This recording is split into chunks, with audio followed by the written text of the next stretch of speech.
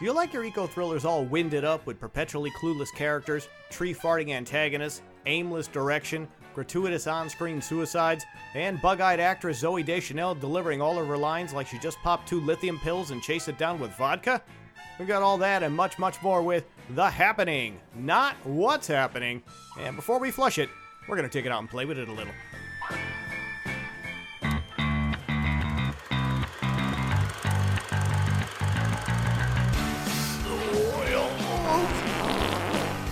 Restroom Cinema. We're here to flush it, so you don't have to see it. Greetings, everyone. I am Honor Knight, your head cinematic flusher right here in the Restroom. As always, I'm joined by my lovely co-cinematic flushers, Midwest movie mogul Colleen Griffin. Hey, hey, hey. And Raging Buddha B-movie queen, Nora Crest. What's up? Our special guest this time out is an actor and screenwriter who previously assisted with the flushing of his own film, Mercenaries, back in episode 58. Since then, you can see him stretch his acting talents in projects such as Mega Shark vs. Colossus, which he also wrote and we also flushed, Buddy Hutchins, starring Jamie Kennedy, and most recently in the TV movie Ice Sharks. Please welcome back the always prolific Edward DeRuiter. How you guys doing? Every time Raging Buddha B-movie queen Nora Crest spends some time in our stall and reads the writing on the restroom wall, she's never quite the same. Let's see who turns up in this week's Raging Buddha Stats. She's like the wind through my tree. Hey, how you doing? This is Elliot from The Happening, and these are the stats. The Happening is a film from 2008 where M. Night Shyamalan, I make terrible movies, Alon, envisions a scenario in which the planet Earth has had enough of humans. And so it fights back in a specific way with specific things that are specifically talked about in this film. How does it fight back? Earthquakes? Fires? Tornadoes? Floods? Mega volcanic eruptions? No, with toxic wind. The trees and the grass work together to get humans to off themselves. So the lesson is, kids, respect the Earth, or she will make you kill yourself. Hey, I'm Elliot. Remember me? We met in The Happening. Say hey to your mother for me.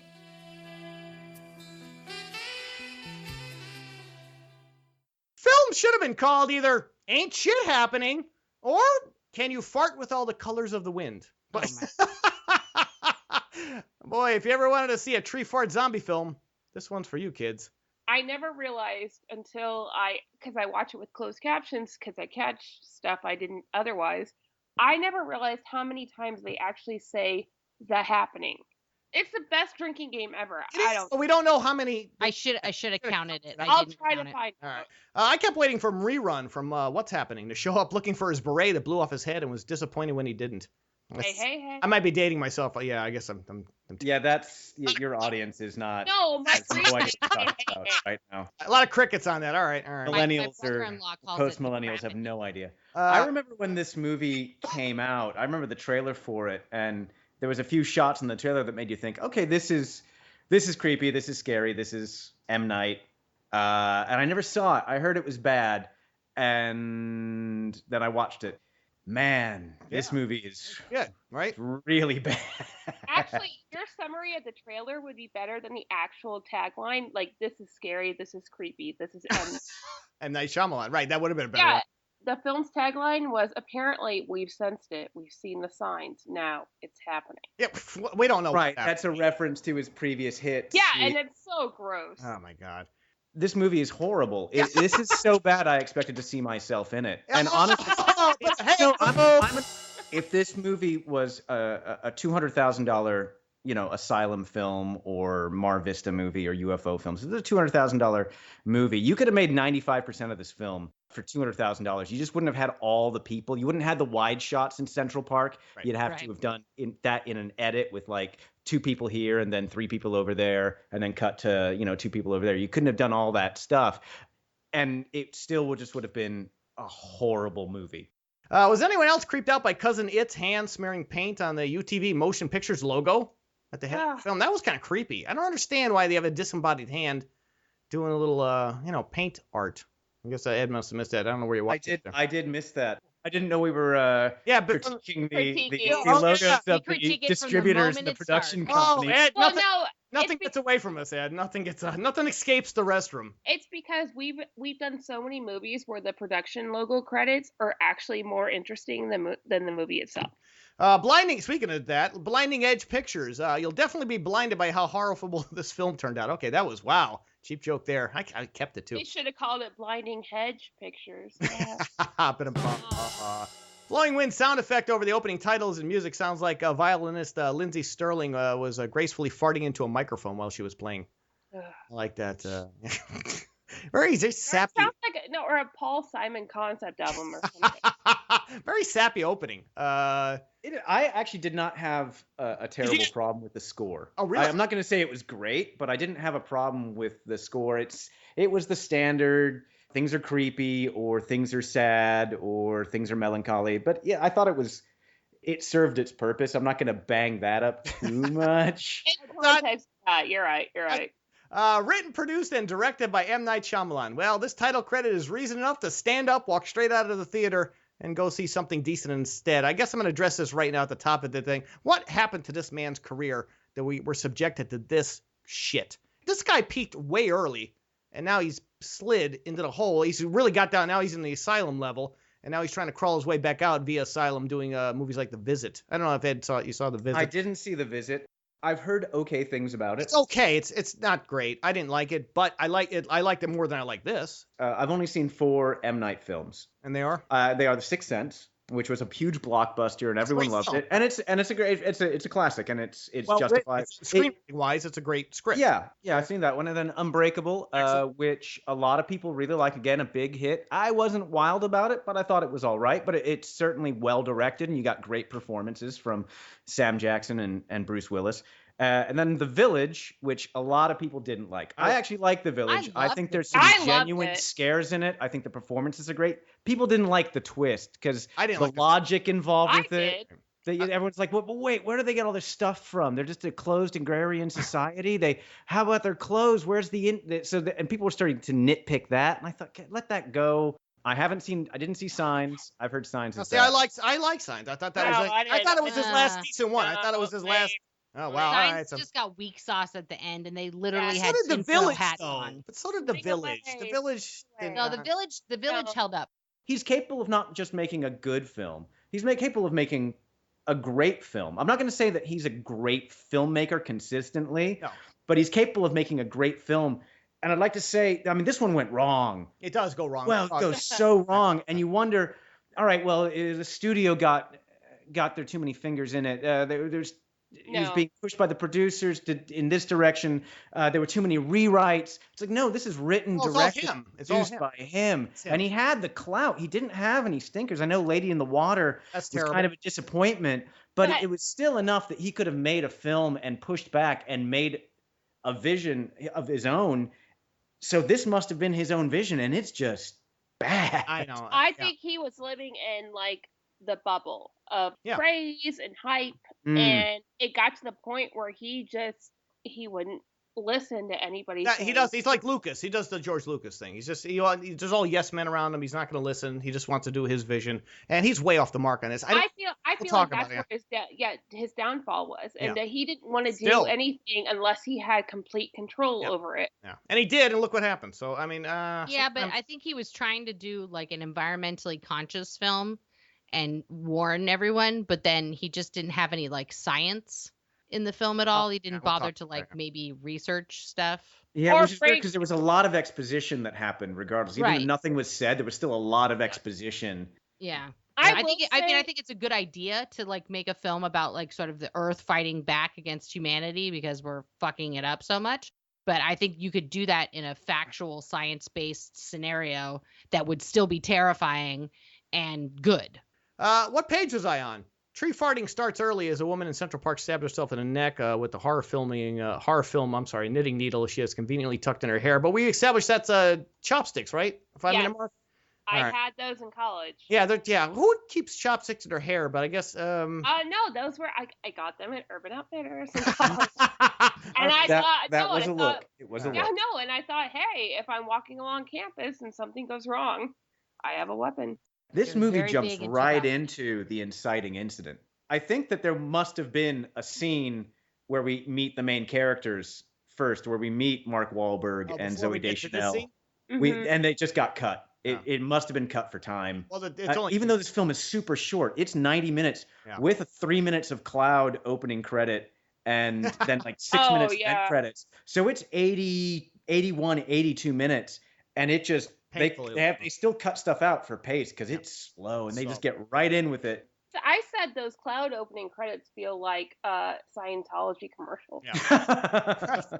Christ, Mackenzie fell. Only a few short blocks away, a group of construction workers will leap to their deaths, no doubt distraught over finding out that M. Night Shyamalan was directing this film. 6-minute mark. So that's your opening, kids.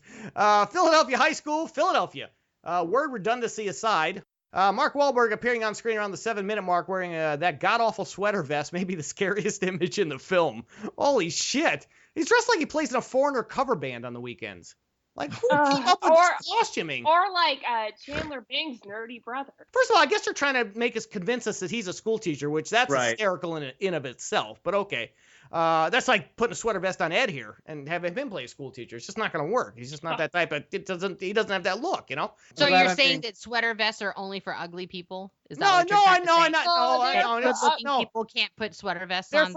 They're for school teacher types, and Ed is not. Ed and Mark Wahlberg are not school teacher types. I know we're just dyed-in-the-wool action stars. It's true. Well, I can't help it. I can't help my chiseled good looks. Ed, you're not going to apologize for them. I hate to pop your. I mean, they're going to fade someday. They won't. I hate to pop your action figure balloon, but you actually might have done well in the G.I. Joe film that we flushed. If you were in that, I could have bought you.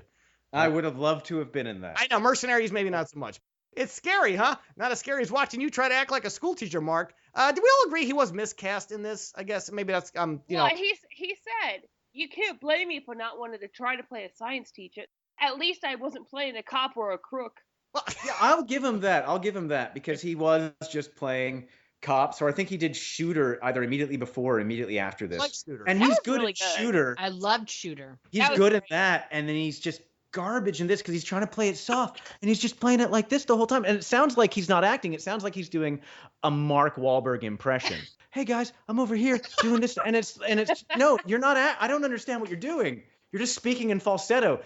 That's not like the opposite of action star. No, that's just you doing falsetto. All right, for the rest of the episode, Ed DeRuiter will be playing the part of Mark Wahlberg. You got him down. You actually have him down. Even Cress had him down pretty good for the stats. It's all falsetto performance, and it's a master class in smell the fart acting. Yeah, he does. He smells a lot of farts in this. Yeah, you'll see. There appears to be an event happening. If you ever want to know what happened to Alan Ruck's character from Ferris Bueller's Day Off, well, he apparently became a high school principal charged with spitting out ridiculous exposition at the 10-minute mark. Boy, talk about a one-scene cameo. That poor guy. He must have shot this film on his way to another shoot, and then M. Night Shyamalan just jumped in front of his car and just forced him on the set. He doesn't even look like he wants to be there, right? He was doing it in between auditions. Yeah. He was on his way. This was an audition. He just showed up. Yeah, it's actually it's one of these things where it's such a small part that it's a bit jarring when you go, oh, that's Alan Ruck, and they never use him again for anything. You think, well, then why didn't you just cast like an unknown and give an unknown a big break? Exactly. It could have been anybody, and it would have been better if it was someone else. And I love Alan Ruck, and I want to see him getting work, but just a one scene thing like that where he adds nothing to it. And it just sort of takes you out a little bit. It's like, oh, I recognize that. Well, that's the problem with these cameos, Ed. They do take you out. There's a lot of films like that. They have these cameos come in to help sell the movie. They add, value. Well, yeah, but Cameron from Ferris Bueller's Day Off is not like, oh, well, now I'm going to go see that M. Night movie. No, all right. That's not for one scene, but he's doing good. He's in Exorcist right now in the remake on the TV show. Is he really? So, yes, he's doing that? So he's doing great. He's doing fine. The first stage is confused speech. The second stage is physical disorientation. This is also what happens when you watch any of Shyamalan's later films. Hey-oo. Okay, joke there. I'm taking it where I can get it. My mother just called my cell again. She's hysterical. Apparently, Philadelphia high school teachers can only afford late 90s cell phones. 11-minute mark. They're asylum phones. Everybody's got the flip phones in these films. Ed, why is that? Do you know why you guys have the shittiest cell phones in movies? Like, why is it always the flip? Well, no, in asylum films, we. Oh, you have flip phones. No, I tell you, man, we don't have flip phones. It's a freaking iPhone. Really? It's either a real iPhone or it's. Oh, no. It's one of the demo ones from the store. the dummy ones that you can smash, because they give those things away after 6 months. Oh, really? Is that what they do? Go to Costco. Yeah, you go to Costco and you say, hey, do you got the dummy phones from last year? Because obviously they're not selling those anymore. And they're like, yeah, we got a box of them here. Oh, is Prop that people how they set up get all them? the time. All right, that's all right. So now we're Wow. no, because honestly, it's all flip phones. A lot of the films Yeah, exactly. There was a lot of flip phones, and it was 2000. They filmed this in 2007, and I know that the brick smartphone was just coming out at that point. Though everyone thinks, oh, people had iPhones since the 90s. I'm like, no, the smartphone is new. Yeah, the smartphone is still relatively new. So 10 years ago, flip phones, most people still had them. It's good to be a math teacher sometimes. Well, did anyone believe John Leguizamo was a math teacher? Drug dealer, yes. Super Mario Brothers? Oh, come absolutely. on. But math teacher, not so much. And not all of the actors in this film. Not backing you up on that joke, man. Come on, no. Right, That's exactly. Fucked up. They were all hired through the miscasting agency. Again, this is. But why does John Leguizamo can't be a teacher? I'm not saying he can't be. John Leguizamo is an amazing actor and he's one of the few people who I think could have played any role. He could play this one. Eddie was terrible. No, everyone's bad in this film, though. But No. it's not because he's not capable of it. Just every performance in this film is terrible, uniformly. Wow. And they're all capable of doing good work.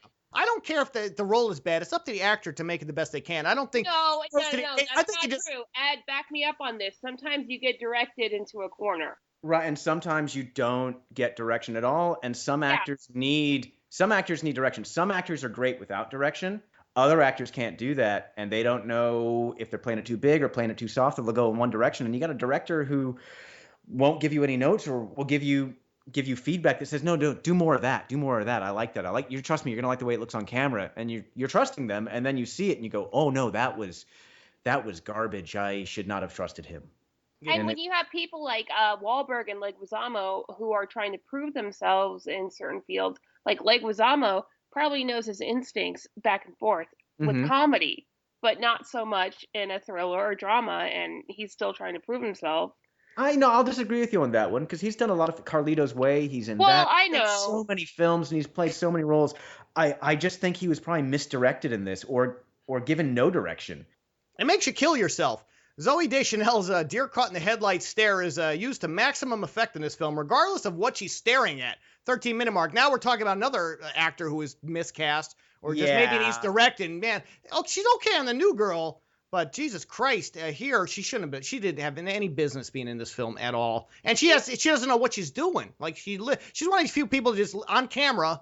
She's looking around for anything to kind of anchor her to the scene, and she's lost. She's floating away with the wind. Aha, we'll talk about that. I wonder if she has that same expression when she read the script. I guess I tied it into that. But and I think everybody jumped on this. And I talk about that, I think, later. But I guess when Shyamalan said, look, I'm doing this film. Do you want to be in it? Everybody said yes. They're coasting off The Sixth Sense and Unbreakable, and so they didn't question. They didn't read the script. They just automatically said yes. And I think that's maybe the issue. Maybe some of these people should have looked at the script. What are you sending me? Oh, that's the deer caught in the headlights. It's just a screenshot from the trailer on IMDb, but that's basically her face the whole movie. It's not even during the headlights. It's like someone. It's the who farted look. Yeah, and she literally just looks like that the whole movie. Shit. Well, that's Zooey Deschanel's thing, and it's that sort of cute, adorable, sort of awkward fidgetiness. And it works in some areas, and it was wrong for this film. They didn't even have her play it up in here. You know what I mean? Like, she just did nothing. She just looked sad, and then was trying to hide her little phone call. And then, that was so dumb. That's her cute little fidgety type thing, which would have worked in a romantic comedy. Yeah. And I'm sure she could be good in a movie like this. I think the problem was that they weren't given any direction, or were given the wrong direction, and were just like that fall back on your comfort zone, which is to do that sort of cute fidgetiness that she does, and they just weren't corrected from it. Or maybe M. Night just had to write in that they were getting divorced because there's no chemistry between the two of them. So he was like, just kidding, you guys are going through a separation and you're cheating. Okay, moving on. Except you're not cheating, you just had... cheating, not cheating. It was clear she cheated in a previous draft. Rittenhouse, Philadelphia. Hey, you think the farting trees would pick larger targets to wipe out mankind rather than in these small inner city parks like State Forest or Hillary Clinton's Bush, for example. I just had to pause myself to get that shitty joke out, but let the jokes come organically. Yeah, well, they're all. I'm just laying down the foundation, Ed. I'm laying down that's how it kind of works here. What's the news? Wahlberg's entire role in this film is just having him react with a dumbfounded look on his face when anything happens. What's going on? Hey, did you hear what's happening? Did you hear what's going on? I That's can- basically it is true. Is what I he could just literally cut out 1/3 of everything I wrote and just have Ed just do the two Wahlberg it's for the show. amazing this film because 20 there's just minute mark. crowds of people and no one's doing anything, and then until Mark Wahlberg just wanders over and goes, "Hey, what's going on?" and then they tell him everything. Yeah. Recap the plot, folks. There's an incident that takes place in Central Park where people start killing themselves. We don't know the reason. Then there's an incident in Rittenhouse, Philadelphia. They get the news of Philadelphia. Hey, there's something happened in New York. Rittenhouse, Philadelphia, which is another park, inner city park. People start killing themselves again. People are killing themselves because shit's happening. So they decide to evacuate the city. Wahlberg is a school teacher. Zooey Deschanel plays his wife. He goes home to get his wife. They pack a bag. Leguizamo's his best friend who's a teacher there, and they all agree to meet at the Penn Station or the train station in Philadelphia so they can get out. Say, why would you take the train out of the city? Why wouldn't you just get in your car and leave? I don't understand that, but okay, everybody wants to get on a train so we can have a train scene. We can do that. So they do take a train out of the city. They all meet. They're out of the city, and the train breaks down. And this is what we're talking about, where Mr. DeRuiter here was doing a great Wahlberg impression. Because he basically the train doesn't break down. Well, no, it stops. The train doesn't break down. Stop. They just stop it. But why? They don't even come up with a logical reason. They said we can't get a hold of anybody. That doesn't make What do you sense. mean? What does that mean? Anybody? Well, that doesn't mean you stop going to your can't get a hold of the next station. So I guess we're gonna stop and not go there. I'm gonna call timeout since I like to be the super bummer on technical shit. But But if you are running a train, you literally can't keep going if you can't get in contact with the station because another train could have been signaled to come onto your track and you don't know and you don't get signaled off the track. So it actually could cause a massive accident. Fair enough. That is a precaution that they would take I'll to give you actually that. stop the train if they couldn't communicate. A counterpoint to that, however, is that this film, the events are only happening. The happenings are only occurring in the Northeast, and it seems to be in like the tri-state, Pennsylvania, New York. Yeah, right there. But the federal government still exists. The president and the FBI and the CIA are not commenting, which means that the rest of the country and the world still exists, but they can't get a hold of anyone outside of. It seems like that their phones aren't working. Right, but everything's working. But this is 2008. I call bullshit on all the cell phone coverage in this movie. It's only a very small area of the Northeast. 2-3 hour drive you'd have been. Yeah, not even that, man. It's a very condensed area. But all right, we'll go. I think the logic of the film was that you had to stay off the highways because that's where people are going to be and that's where the toxin is. Or once the toxin is released, it stays in the area, so it doesn't dissipate. So I think it dissipates, though. No, I don't agree. I think it does dissipate. It only can go so far. That wasn't established, I don't think. Well, again, that's the problem. Fundamental that, problem, then. That's a logistics. In the cities where the toxin was, it stayed for the duration. It's not like, okay, it makes people kill themselves, and then you happen upon the bodies, and you're like, oh, everything's fine. The toxin's dissipated. You find dead bodies. You kill yourself now. Yeah, but But then what about the people who were immune, like the girl in the opening shot who clearly nothing was happening to her? How come there was no follow-up with that? Like there's a pocket of people that are immune to this. Let's test their blood and figure out how we can get a cure for this. Right. There's no logic established of like who's infected, who's immune, because they just not everybody kills himself. Only some people do. So and that's the big thing of this film is the internal logic and the rules of what was occurring were not consistent. Right. Exactly. Sir, we lost contact. With who? With everyone. I guess there's your Wahlberg there. Just like the director lost contact with how to write a decent feature-length Twilight Zone episode, which is what this essentially is. If Rod Serling were alive today, he would just punch Shyamalan right in the mouth and put a cigarette out on his forehead for essentially desecrating his past works. That's all his career really is. It's just 90-minute versions of Twilight Zone episodes. Yeah, kind of. When you get right down to it, and that's fine. But then again, Serling was smart enough to know just to do that in a 30-minute format. And he did do an hour later, and one of the seasons was an hour long, and that didn't work, and he had to go back to half hour. But somehow it has more potency in a shorter format than when you drag it out for 90 minutes. I think this movie could have worked great as a Twilight Zone episode. We're so much the same, Jess. I don't like to show my emotions either. or any semblance of decent acting as well. There you go. That's one for Ed there. Again, I think those were just those uncomfortable on-the-nose lines that you just... I'm going to say it small and almost whisper it and just get it out of my mouth and on camera and then move on to another scene. They're not telling us anything. We're stuck here. Actually, the train conductor did tell you something, Wahlberg. Either you weren't listening or a tree farted on you on the way back to your wife and best friend. Do you notice that? So the conductors tell him what's going on, and he goes back to his idiot wife and I guess his best friend, and then doesn't relay the information correctly. Again, there's some scripting issues on that, but Wahlberg's a paid hack on this one. We're in a small town, Jess. Nothing will happen to us here. Famous last words. That's what I wrote after that. Anytime anyone says that in a film. Yeah, you're fucked. Yeah. But I'm just saying, like, anybody who's ever watched a horror film knows you don't eat after midnight, you don't have sex in a house, you don't go in the basement, and you don't go to a fucking small town where there's like one telephone pole. Exactly. My sister sent this to me. 2 questions. One, if they lost contact with everyone, how was this woman able to receive an amazingly well-shot video of a man getting eaten by lions? And 2, how many of these grisly deaths do we have to witness? After like the first 45 or so, I think we get it, 25-minute mark. Shyamalan overshoots his mark on making a point of people killing themselves. I think we got it really with the opening scenes, but then we have to have that dragged out with one grisly murder after another. And there's one. Well, and I'm sorry, those were the worst prosthetics. That was bad. Ever. I think it was CGI or something. It was bad. No, I think it was like it was just terrible. Real. Maybe it looked good for 2007. I don't know. Maybe Forrest Gump looked better in '94. I think it was Asylum bad, Ed. I think that was terrible. That was CGI, right, Crest? Oh, I think it was a combo, but it was really? not good. No, it's not either. Good at all. First of all, you wouldn't get a video looking like that at all. I mean, like back then, 2008. No. This film could have been good as a Final Destination type thing, which was just let's just string plot together and then let's show gruesome suicide and then run away from that and then we'll show another gruesome suicide.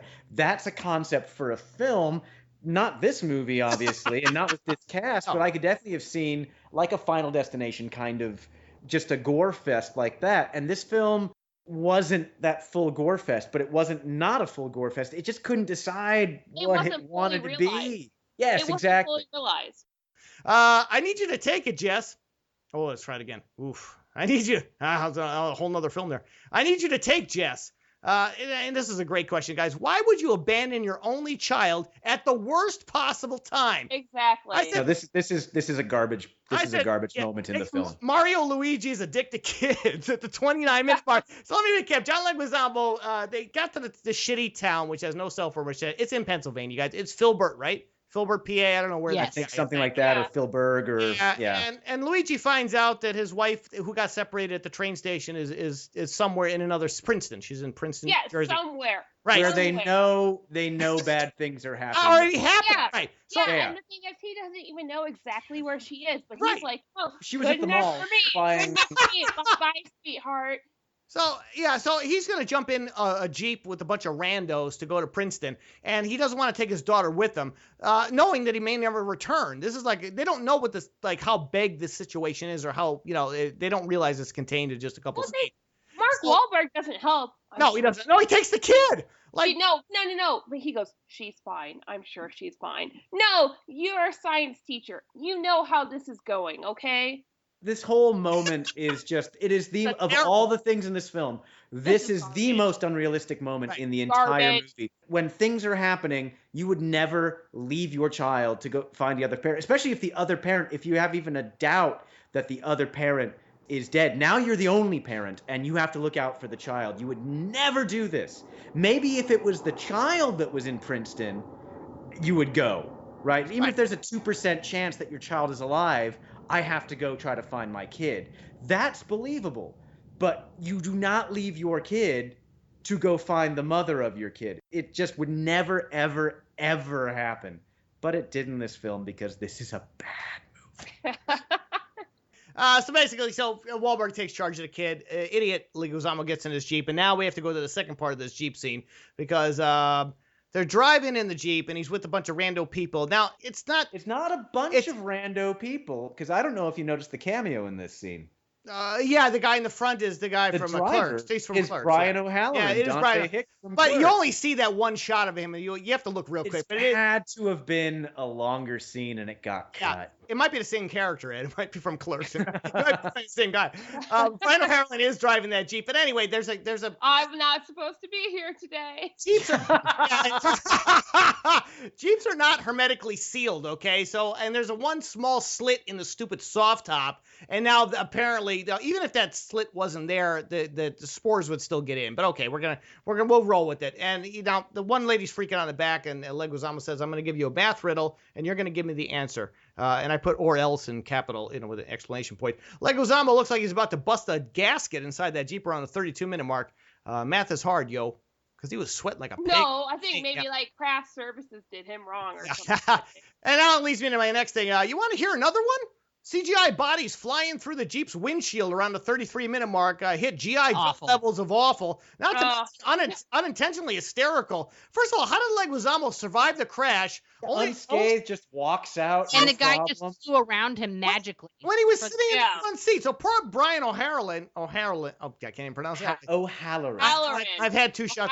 So bear with me. He flies through the windshield. The Clerks guy is dead. But apparently, Leguizamo, who's sitting next to him, walks out of that and then sits down and kills himself in the middle of the street. They don't even show him successfully killing himself.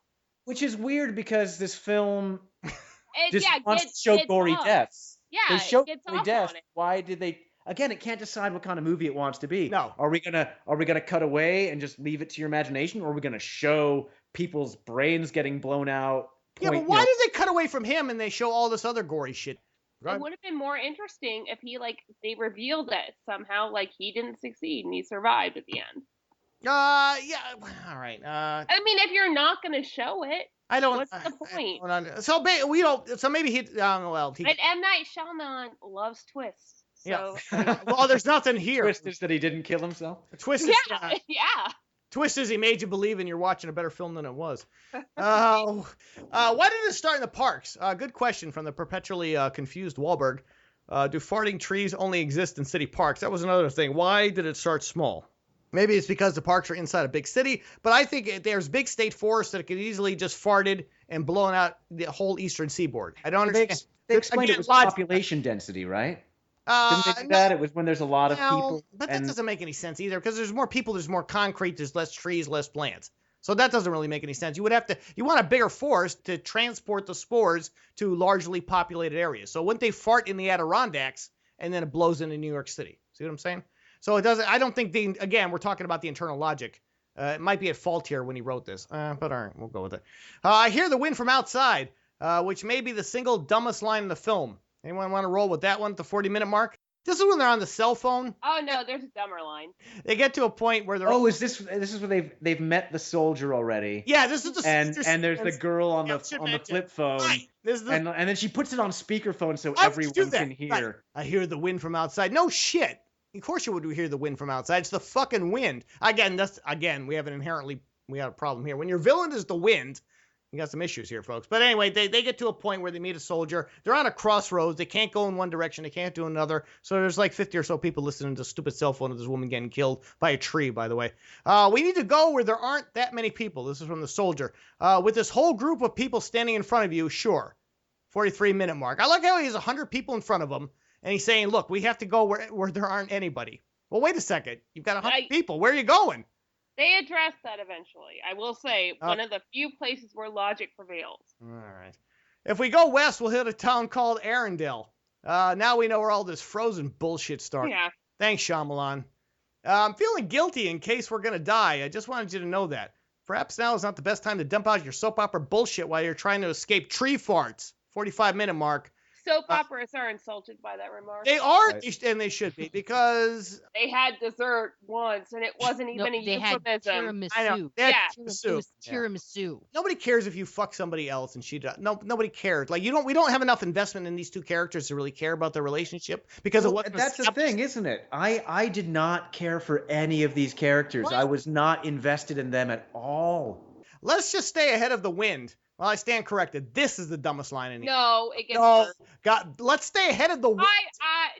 How could you possibly? No, you need to back up a little bit because the moments before that, let's just stay ahead of the wind line are great. Because this is when they're walking in a group and they're a little bit ahead and there's the big group behind them and the soldier takes the gun out and shoots himself, and then And someone then says, he says, "Don't be a douchebag." "You just do the science, Right. douchebag." So, yeah. Oh, Don't be. yeah, just- I have the screenshot. It. I'll pull You it. did- There's that moment. Yeah, they're all the smaller group of Mark Wahlberg and company, and they're all yelling at Mark Wahlberg to tell them what to do. And the only explanation as to why they're asking him what to do is, "You talk to the private. What do we do?" And they're like, and he's just going, "Just give me a second to think. We can't just be objective observers. Uninvolved observers. We have to go help them. People are dying. There were kids in that group. Just give me a second to think. Do the math, douchebag. Observing." He's just mumbling all this gobbledygook, and can you imagine Mark Wahlberg and the camera's like right in front of his face, I feel like that and he's was just got to like- deliver all this shit. I can't this wait. Shit dialogue. I feel bad. He earned his money. He did earned earn that his money. paycheck. But then there's Well, the line after that where he goes, because they're all turning around to go see the people who are shooting themselves, and they're casually walking towards them, by the way, not rushing with any sort of urgency. And he stops them from casually walking towards the people who are already dead by saying, "What if it is the plants?" Maybe I already knew the spoiler, but I thought that it was clear that it was the plants, and maybe back then we'd think, no, it can't be the plants because it's obviously the plants, and every film has an M. Night twist. But watching it this year, I'm thinking, no, it's obviously the plants. It has been well established that it's the plants, so I don't know why you have to convince the people that maybe it is the plants. We all know it's the plants already. Yeah. Well, and they made it so obvious by like going so hard of the other possible causes. So based on M. Night Shyamalan logic, it can't possibly be anything that any of these people are talking about. Right. Like, unless at the very end there's like a big ass UFO or something. Right. But the problem is with this kind of writing, though, the audience is way ahead of the writing and the characters, and that's an issue. Like that, and he didn't have that problem with Sixth Sense. No, with Sixth Sense, he did not have that problem. But here, Unbreakable, he doesn't have that problem. Exactly. But here, we're way ahead. We already know it's the fucking plants. Like, from we the know. Opening scene. Right. No, the plants or nature is doing this. Exactly. It is not terrorists. He treated us like we were idiots. Right. That's the other problem. That's a critical error, though. You cannot treat your audience like they're fucking morons, even though they are, for the most part, fucking morons. You still cannot treat them like that. Like, in the dark. Once we know your game, we know your game. Right. Okay? That'll kill your film. That's Up your game. Here it comes. Pro tip: you can't outrun the wind! Exclamation point. That's all right there. That sums it up right there, guys. Hello, my name is Elliot Moore. Wahlberg talks to a plastic tree around the 52-minute mark with the same conviction he has when talking to his human co-stars. Oh my God! I guess somebody, Griff, you thought that was funny. Funny moment. Yeah, it's supposed to be a joke moment. It's supposed to be funny. It's not that it's funny. the best scene in the whole movie. Wow. I actually, Honor, I did think that was funny.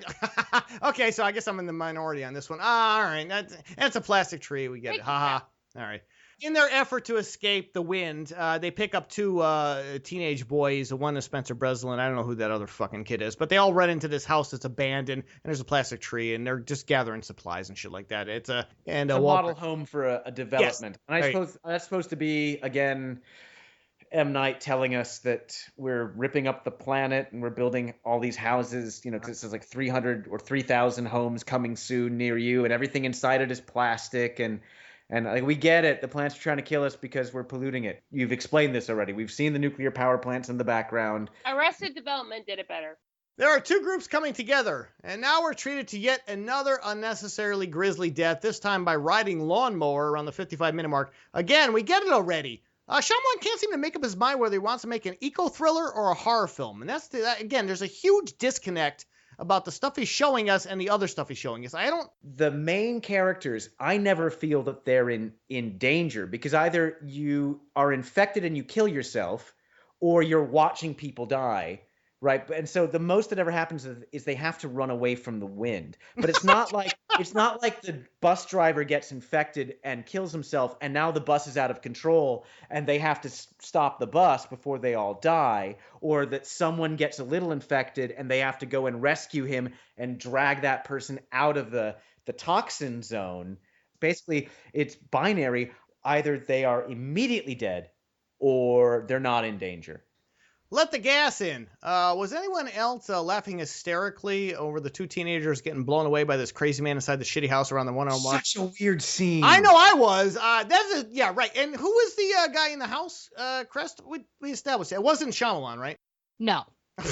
No, he who was the actor, though? I thought it was a cameo. I thought there was somebody famous doing that, but maybe I was thinking that one. All right. Not really. Shyamalan was Mr. Tiramisu. Yeah, he was the guy she was having the affair with. Oh, is that Joey? Yeah, he was Joey. He was Joey. Because Shyamalan shows up in all of this. Yeah, he should have called and go, how you doing? Well, let me tell you, these kids they go to a house that they're knocking on the door. They want to get, but again, they have these two kids with them. But the kids are being dicks, so I don't really have a problem with this. The one, Spencer Brennan trying to kick the front door. No. You can kick a front door in and... No, not when the guy is saying, get off my porch, Ed. You have to, come on, you got to... Yeah, no, I'll give you that, but they were like, you just want some food for the little girl, you jerks. But I know. Again, it's a bad movie. But Ed, did you see how bad it was telegraphed? Like you knew he was going to get Oh, yeah, absolutely. Yeah, that's the other problem. So there's no surprise on this. So there's like a crazy old man who shoots both of these kids. The guy who shoots him is James Jimbo Breen, and he actually has worked on almost all of M. Night's movies in the art department. Oh, come on. But so he's his mascot is Good Luck Charm. He's like the cursed tiki doll or something. for Shyamalan. But can I just say, you want to know sad note, like a little womp womp? Let's He do it. died after this film was made. I feel His last film. This guy who an shoots asshole. these kids. And he went out for shooting two kids. Great job, sir. Why are you eyeing my lemon drink? Because you're a creepy old lady in a Shyamalan film. The Visit, anyone? Duh. Hour and 3 minute mark. He likes using these older actors. Nice to see veteran actress Betty Buckley go from playing a sweet, loving mother in 8 is Enough to an old woman fresh off her meds in just a few short decades. That poor. You can't be pigeonholed. Well. You know what? I'm going to say this for her. I think her performance was over the top. Yes. And I blame M. Night for that direction. But she played it very well. Like, she was coached to do something like, go big with it, go crazy with it here. And she did it. She was easily the scariest part of this movie. It is, but but it belongs in another film, Griff. It doesn't belong here in an eco film. Okay, I'm sorry. I'm just trying to make the best Oh, no, of a bad situation. No, well, we're already all screwed. We know that. I'm going to have to agree with Honor Night here. Ooh, well, it's a rarity. Yeah, that they found, again, it's not like they found Eden or a refuge. It's not like we're safe here. It's one house, right? Yeah, it's just they were still in danger, and now you've got this unstable person. It wasn't like, oh, no, come in, fine, it's fine, you're safe here, and then that person winds up being crazy and being another danger, and that's another film entirely where the humans are actually the worst monsters of all. That's not what was presented here. She just happened to be really unstable and crazy, and then she kills herself because the wind gets to her. But it's two different films, Ed. I agree. But he recycles that character in The Visit because there's a crazy old woman and a crazy old man in that film. So basically, he's just he starts riffing on his own material. This belonged in. Okay, but I don't understand how I'm wrong for pointing out that that's the scariest part of the film. Wait, you're saying her or? Yeah. Well, yeah, I mean, it doesn't matter if it's two different films. She's still the scariest part. I would agree that she's the scariest because she's unstable, and this goes back to what I said earlier. Right. This is the only time where I felt that they were actually in danger. So I'll say that she is the scariest part of the film. Okay. However, I did not think this film was scary in any way. And there are other M. Night films I am scared in. There are scary, like, oh shit moments. This film had none of those. I think she's the scariest because that room with the fucking creep-tastic doll. The doll. Weird shit. Yeah. Whenever and then she goes, dolls, what are you doing? What are you doing? You're trying to steal my stuff. Oh, yeah, I know. She has some crazy shit. I'm sorry. When you feel like somebody suddenly and unexpectedly in a danger you weren't anticipating, that's scary. So what's with you two? We've been asking that same question about Wahlberg and Deschanel since the film started. We don't understand. They have no chemistry together. In case we haven't covered that yet. Wahlberg and Deschanel have no business being a married couple because they're in two different films. These guys have no idea what they're doing. Again, I was not rooting chemistry for them in any way. Yeah, Ed has most. Ed has more chemistry with some of the CGI characters he's acted with. Suppose I have to let Those CGI characters are pros, man. Don't know. Suppose I have to let you spend the night. No, you don't. Why would you? Why when you establish, and we just been talking about this at length, that the woman is fucking off her rocker? Why would you stay there? Even if it's dark, you know what? I'm getting the fuck out. Why would you think this is a safe haven? Because the wind is even unsafe. All right. And he tries to warn her, but she's like, don't you go telling me about what's happening in the outside world. Like, well, That was I like grow my so own weird. Why would food. you want to know if there was like the apocalypse? I guess ignorance is bliss. You know, this kind of feels though. This film kind of feels like a '60s movie. You know, like Logan's Run or something, where they're on like a road, like one of these road trip kind of films where this event happens and they go here and they go here and then eventually they do find that safe place. No, your journeys are over. Your troubles are all over. Again, like that sort of Eden place. You're safe. And then the person there tries to kill you because they're crazy. Exactly. And it's that one last thing. But again, that wasn't this movie. No. And again, that's the other problem, right? It's not. And he just seems to go off the rails and starts doing another film. And that's an issue, too. Lazy screenwriting. Make a strong choice at any point. Yeah. There's no clear vision. I don't like this woman. Yet we're still going to spend the night in her creepy old farmhouse. We just talked about that. Makes sense. No. It's like where they shoehorned in this weird Underground Railroad story. Oh yeah, that she has the two. There's a shed and stuff like that. And I'm my capper on this, and Ed just talked about that. The film literally has nowhere left to go at this point. I think he really ran out of story and didn't know how to end the film. And that's Jesus Christ. It's a 90-minute screenplay. It reminds me of when I was teaching middle school and I'd be grading essays, and I when you'd have to have a certain amount of pages, and it would just go like to absolutely not even complete sentences. Nothing makes sense anymore. Just because you want to fill the page. Oh yeah, exactly. I think he was trying to fill, because I mean, you take the credits out of this film, it's 82 minutes probably, and with M. Night Shyamalan films, there's usually not a whole lot of dialogue. They're actually very, very lean in that respect. He likes to have a lot of quiet moments. Yeah, but he has other stuff going on. This film is very talky. Right. Oh yeah. There's things that are happening internally with the characters. They're reacting to things, but I can't imagine this screenplay was very, very long, and it just feel like he was trying to pad it, stretch it out. The student, they probably got the dailies and were like, dude, the quiet the quiet moments look like stills from a Windows 98 screensaver. Exactly. Shut the windows and the doors. This creepy old farmhouse is not hermetically sealed. Once again, the tree farts can still get inside, you idiot, at the hour and 12-minute mark. No, I mean, they had a better chance than they did in the open. They did not. So the old woman ends up killing herself, and she smashed quite yeah, she does smash her head through the window a couple times. Get that shard in the eye. Yeah, right, and let the tree farts in. And I said by the time you close the door, the tree farts have already gotten inside. You can't escape the tree fart. The event must have ended before we went out there. So what happens is they get separated. Zooey Deschanel ends up with the kid in a farmhouse. We talked about this Underground Railroad. There's a pipe that links the farmhouse to the main house where they're able to talk to each other, Wahlberg. But Wahlberg's like, fuck you. If I'm going to die, I want to be with you. So he goes outside. She goes outside. And then there's this line that says, the event must have ended before we went out there. Duh. Wahlberg's character consistently gives school teachers a bad name throughout the running time. I guess that's the greatest error of the film. It makes teachers look like fucking idiots. Yeah. And that's not cool. Because they're already under enough stress. We don't need to add it. His New Balances remained like in perfect condition. Oh, they're good shoes though. They're good shoes. Made in the USA.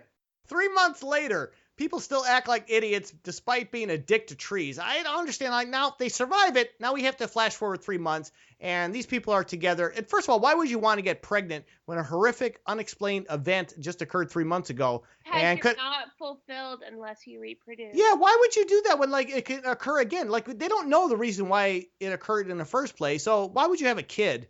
And when everybody can be dead. Like, this was a pretty bad incident. This is not like that was the only way they were going to repair their relationship, and the tiramisu incident. I said Shyamalan was a dick to unborn babies, so that's my kind of capper on that. Yeah, that was just cool.